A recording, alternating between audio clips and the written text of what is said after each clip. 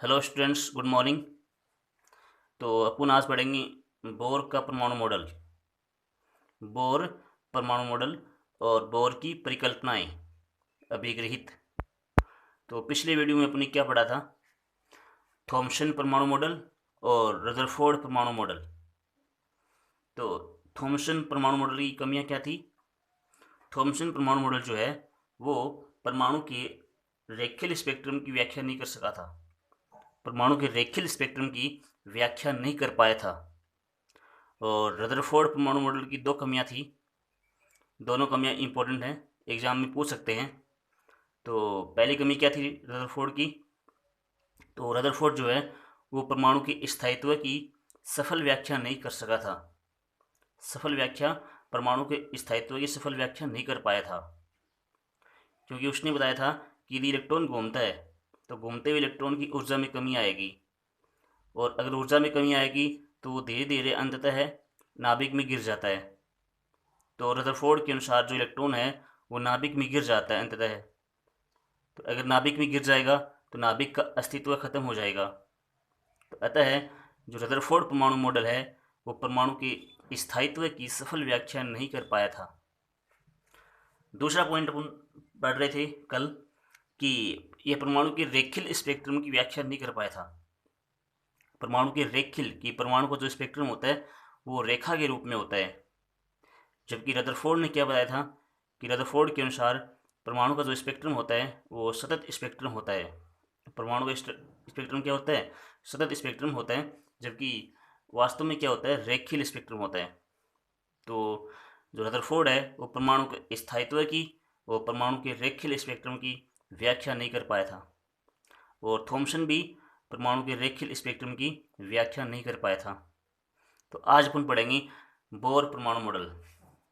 तो बोर ने अपने परमाणु मॉडल में क्या किया था कि मैक्स प्लांक के क्वांटम सिद्धांत का उपयोग किया था। बोर ने अपने परमाणु मॉडल में मैक्स प्लांक के क्वांटम सिद्धांत का उपयोग किया था। तो मैक्स प्लांक का क्वांटम सिद्धांत क्या होता है? E equal to H nu होता है। तो E इक्वल टू क्या होता है भाई? एच न्यू होता है। जो ऊर्जा होती है वो आवर्ती के समानुपाती होती है। तो ये अपन ने बात पढ़ी थी चैप्टर नंबर 13 में। फोटोन की जो ऊर्जा होती है, प्रकाश का जो क्वांटा होता है वो फोटोन होता है, और एक फोटोन की ऊर्जा कितनी होती है? E equal to H nu होती है। तो ये मैक्स प्लांक का क्वांटम सिद्धांत है। तो बोर ने अपनी परमाणु मॉडल में मैक्स प्लांक के क्वांटम सिद्धांत का उपयोग किया था। अब नेक्स्ट बात करते हैं बोर की परिकल्पनाएं। देखो एग्जाम में बार बार पूछते हैं बोर की परिकल्पनाएं, अभिग्रहित। कई बार तो ये अभिग्रहित नाम आ जाता है, कई बार ये परिकल्पनाएं नाम आ जाता है। परिकल्पना, बोर ने केवल परिकल्पना की थी, इसकी परिकल्पनाएं हैं। ठीक है, तो अभिग्रहित बोलते हैं उसको। इसने न कोई एक्सपेरिमेंट किया न कुछ और किया, इसने कल्पना के आधार पर तीन बातें बताई थी। तीन बातें, तीन अभिग्रहित। अभिग्रहित का मतलब क्या होता है? परिकल्पना, कल्पना करके कोई चीज़ लिखना। तो इसने कल्पना करके कोई तीन चीज़ें लिखी थी, तीन तीन स्टेटमेंट दिए थे। तो वही क्या है, आगे जाके सही साबित हुए थे। जो बोर की परिकल्पना है वो आगे जाकर के कुछ हद तक संतुष्ट संतुष्ट संतुष्टि हुई थी। ठीक है, तो अपन पहली परिकल्पना पढ़ते हैं। तो बोर ने यह बताया कि इलेक्ट्रॉन नाभिक के चारों ओर वर्ताकार कक्षाओं में चक्कर लगाते हैं। देखो ध्यान रहे भी, रदरफोर्ड ने भी ये बताया था और बोर ने भी ये बताया था कि बोर के अनुसार जो इलेक्ट्रॉन होते हैं वो नाभिक के चारों ओर वर्ताकार कक्षाओं में चक्कर लगाते हैं। लेकिन आगे जाकर के बात गलत साबित हुई थी भाई। वर्ताकार कक्षाओं में नहीं होते हैं, दीर्घ वर्ताकार कक्षाओं में चक्कर लगाते हैं। तो आगे जाकर के ये बात गलत साबित हो जाती है, लेकिन कुछ हद तक फिर भी सही बात है। ठीक है, तो इलेक्ट्रॉन व नाभिक के मध्य लगने वाला कूलाम आकर्षण बल अगर वर्ताकार कक्षा में चक्कर लगा रहा है तो चक्कर लगाने के लिए आवश्यक जो अभिकेंद्रीय बल होता है, कि वर्तीय गति के लिए, वर्ताकार गति के लिए जो आवश्यक अभिकेंद्रीय बल होता है वो कौन प्रदान करेगा? कौन प्रदान करेगा? वो कूलाम आकर्षण बल प्रदान करेगा। मतलब इलेक्ट्रॉन व नाभिक के मध्य एक कूलाम आकर्षण बल कार्य करता है। इलेक्ट्रॉन जो होता है वो माइनस आवेश, इलेक्ट्रॉन नाभिक की चारों तरफ चक्कर लगा रहा है, और जो नाभिक है उसका आवेश प्लस होता है, इलेक्ट्रॉन का आवेश माइनस होता है। तो प्लस माइनस के मध्य यहाँ पर आकर्षण बल कार्य करेगा। तो वर्ताकार गति के लिए जो आवश्यक अभिकेंद्रीय बल है वो कूलाम आकर्षण बल के बराबर होता है। कूलाम, यहाँ पर नाम आया कूलाम। कूलाम का मतलब क्या हुआ? कूलाम बल क्या होता है? K Q1 Q2 अपॉन में R स्क्वायर। चैप्टर नंबर 1 में ये बात आई थी कि Q1Q2/r²। तो इलेक्ट्रॉन व नाभिक के मध्य लगने वाला जो कूलाम आकर्षण बल होता है वो आवश्यक अभिकेंद्रीय बल की बराबर होता है। ठीक है, तो अभिकेंद्रीय बल बराबर क्या होता है? कूलाम बल होता है। तो इसमें ध्यान रहे, जो पहली परिकल्पना वो यही है कि अभिकेंद्रीय बल को कूलाम बल की बराबर करना पड़ेगा। अभिकेंद्रीय बल को कूलाम बल की बराबर करना पड़ेगा। तो अभिकेंद्रीय बल क्या होता है? mv²/r। अभिकेंद्रीय बल का फॉर्मूला क्या होता है? mv²/r, जहाँ v वेग इलेक्ट्रॉन का और r उसकी त्रिज्या है। वो r त्रिज्या की कक्षा में गति कर रहा है, r क्या है? वर्त की त्रिज्या है, m उसका द्रव्यमान इलेक्ट्रॉन का, वो Q1Q2/r²। के यहाँ पर वो नियतांक है, कूलाम नियतांक होता है जो। के का मान कितना होता है? 1/4πε0। के बराबर कितना होता है? 1/4πε0 होता है। वो Q1 किसका आवेश है? नाभिक का आवेश है Ze। नाभिक का आवेश Ze होता है। नाभिक का आवेश Ze क्यों होता है? क्योंकि नाभिक के अंदर प्रोटॉन होते हैं और प्रोटॉन का आवेश क्या होता है? E होता है। तो अगर नाभिक के अंदर Z प्रोटॉन है, अगर नाभिक के अंदर अगर Z परमाणु क्रमांक है उसका नाभिक का, तो उसके अंदर Ze प्रोटॉन होंगे, क्योंकि परमाणु क्रमांक जो प्रोटॉन संख्या बराबर होती है। तो अगर Z प्रोटॉन है तो कुल आवेश कितना हो जाएगा? Ze हो जाएगा। एक का आवेश E है तो Z का कितना हो जाएगा? Ze हो जाएगा। तो नाभिक का आवेश Ze होता है, इलेक्ट्रॉन का आवेश E होता है। यहाँ -E होता है, तो मैंने यहाँ -E नहीं दर्शाया है क्योंकि माइनस यहाँ पर सही नहीं लगेगा। तो ध्यान रहे, जो कूलाम आकर्षण बल होता है वो Q1Q2/r² होता है और mv²/r। तो यहाँ r से r कट जाएगा, Q1 काट रखा है, तो कितना आंसर आ जाएगा? mv² बराबर, और Q1 का मान Ze रख देंगे और Q2 का मान E रख देंगे, तो E इंटू E क्या बन जाएगा? E² बन जाएगा। तो mv² इक्वल टू क्या आ जाएगा? kZe²/r। यहाँ पर अपन K का मान रख सकते हैं भाई, यहाँ पर अपन K का मान रख सकते हैं 1/4πε0। और ε0 क्या होती है? निर्वात की विद्युतशीलता कहलाती है। ठीक है, तो ये पहली परिकल्पना क्या होगी? अभिकेंद्रीय बल क्या होगा? वर्ताकार गति के लिए जो आवश्यक अभिकेंद्रीय बल है वो किसके बराबर होगा? वो कूलाम आकर्षण बल के बराबर होगा। दूसरी बात पढ़ते हैं। देखो, बहुत ही अच्छा कॉन्सेप्ट है।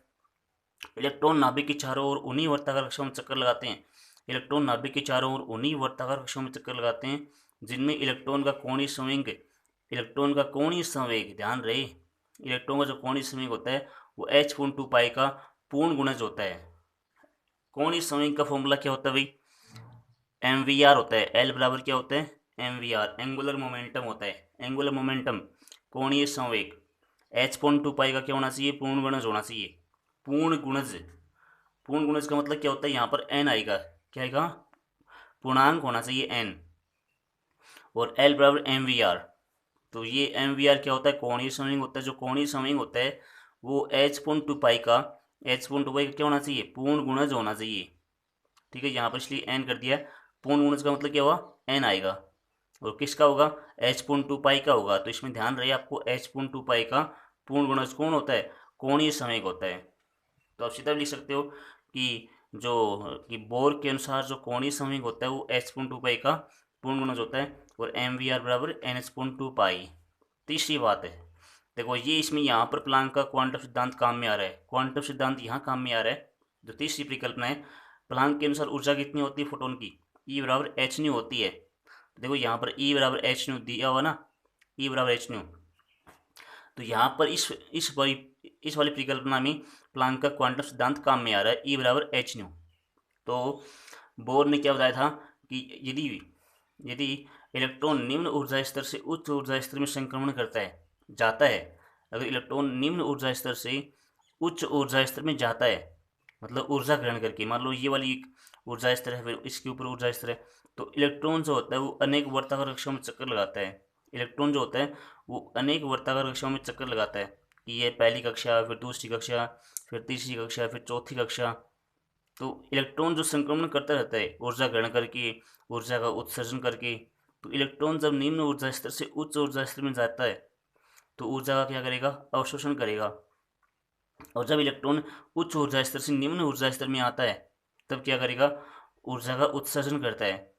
ठीक है, तो ध्यान रहे, जब वो निम्न कक्षा से उच्च कक्षा में प्रवेश करते हैं तो ऊर्जा का क्या करेगा? अवशोषण करेगा, ऊर्जा ग्रहण करेगा, उसकी ऊर्जा बढ़ जाएगी। और जब इलेक्ट्रॉन उच्च ऊर्जा स्तर से निम्न ऊर्जा स्तर में संक्रमण करता है तो फोटोन का उत्सर्जन करता है, और उस फोटोन की ऊर्जा कितनी होती है, एच न्यू होती है। तो जब वह उच्च से निम्न में आएगा तो एच न्यू ऊर्जा की फोटोन का उत्सर्जन करता है, और एक फोटोन की ऊर्जा क्या होती है, एच न्यू होती है। इस सिद्धांत कौन सा था, इस सिद्धांत प्लांक का क्वांटम सिद्धांत था। ई बराबर एच न्यू कहाँ था, प्लांक के क्वांटम सिद्धांत के अंतर्गत आया था।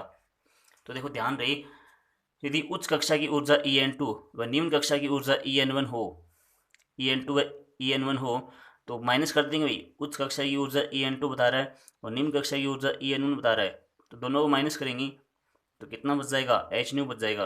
तो En2 उच्च माइनस निम्न, तो En2 माइनस En1 बराबर एच न्यू। ये इसकी तीसरी परिकल्पना है। तो इन तीनों परिकल्पनाओं काम में लेकर ये अपन यहाँ पर, जैसे एक फॉर्मूला ये वाला है, एम वी स्क्वायर बराबर के जेड स्क्वायर पुन आर, और एक एम वी आर बराबर एन एस पुन टू पाई। तो इसमें भी वेग आ रहा है, इसमें भी वेग है, यहाँ भी आ रहा है, यहाँ भी आ रहा है। तो इन दोनों को काम में लेकर के अपन वेग का और आर का मान निकाल सकते हैं। गुणा भाग करके इसको स्क्वायर कर देंगे, इसका भाग लगा देंगे कैसे भी करके, यहाँ से वी का मान निकाल करके इसमें रख देंगे, यहाँ से आर का मान निकाल के इसमें रख देंगे, कैसे भी करके गुणा भाग करना है। मैथमेटिकल तरीके से आप कर सकते हो। तो अपने को इलेक्ट्रॉन का जो वेग है, जो इलेक्ट्रॉन गति कर रहा है, उस इलेक्ट्रॉन का अपन वेग और उस इलेक्ट्रॉन की अपन त्रिज्या का मान निकाल सकते हैं। इलेक्ट्रॉन की त्रिज्या आर, एनवी कक्षा की त्रिज्या और एनवी कक्षा में वेग, ये इलेक्ट्रॉन जिस कक्षा में वेग गति कर रहा है उसका उसका वेग निकाल सकते हैं, वे वी, और उसकी त्रिज्या आर निकाल सकते हैं।